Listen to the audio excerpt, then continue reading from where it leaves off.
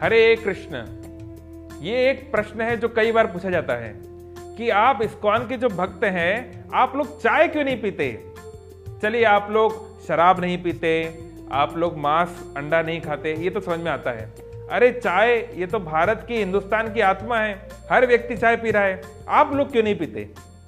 बड़ा अच्छा प्रश्न है। देखिए, अगर हम थोड़ा सा इतिहास में पीछे जाएं, 200-250 साल पीछे जाएं, तो भारत की जो खान पान की जो आत्मा थी वो चाय नहीं थी, वो दूध था, दही था, मक्खन था, छाछ था, दही था, घी था इत्यादि।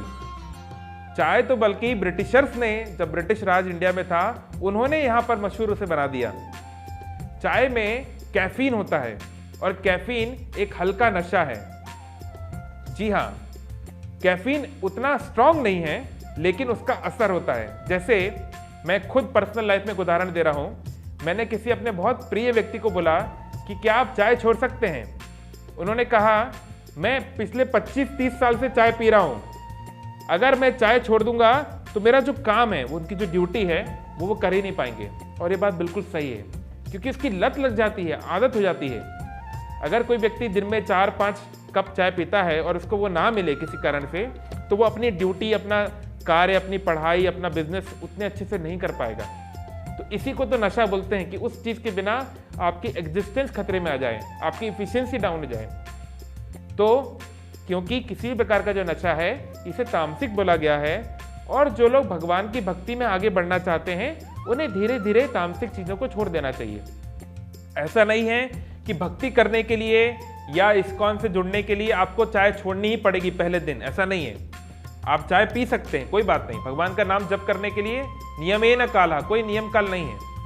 लेकिन धीरे धीरे जब आप भक्ति में आगे बढ़ेंगे, जब आप कृष्ण से आपका प्रेम संबंध बढ़ेगा, तो आपको लगेगा, अरे यार, कृष्ण के लिए मैं तो जो भी अब खाऊंगा केवल कृष्ण को भोग लगा के ही खाऊंगा।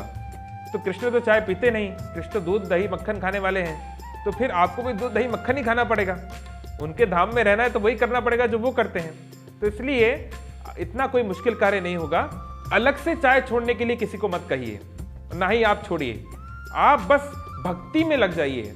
आप इस हरे कृष्ण कृष्ण कृष्ण हरे हरे, हरे राम राम राम हरे हरे, इस हरे नाम में जुड़ जाइए। धीरे धीरे आप खुद ही, कोई आपको बोलेगा नहीं, खुद ही धीरे धीरे आपका मन इतना चाय में नहीं लगेगा। और अगर बहुत ज़्यादा आपकी इच्छा है चाय पीने की, तो हर्बल टी पी सकते हैं। कुछ लोग ग्रीन टी पीते हैं, क्योंकि ग्रीन टी में क्या है, कैफीन बहुत कम होता है, तो अच्छी बात है, उसमें कैफीन की मात्रा कम है, इसलिए इसे हेल्दी भी माना जाता है। और हर्बल टी तो और भी बढ़िया, क्योंकि इसमें कैफीन है ही नहीं। और इसके अलावा और भी बहुत सारे ऑल्टरनेटिव आजकल आ गए हैं मार्केट में, जो कि प्राकृतिक हैं और ट्रेडिशनल हैं, तो उनको लिया जा सकता है गर्म पेय के रूप में, है ना। तो आपके स्वास्थ्य की जहाँ तक बात हो या आपके दिनचर्या के लिए, उसमें बहुत सारी चीज़ें की जा सकती हैं, चिंता की बात नहीं।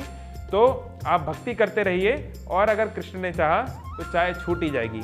और जो लोग भक्ति में सीरियस हैं, उन्हें किसी प्रकार की तामसिक भोजन नहीं लेना चाहिए, चाय को भी इंक्लूड करते हुए। हरे कृष्ण।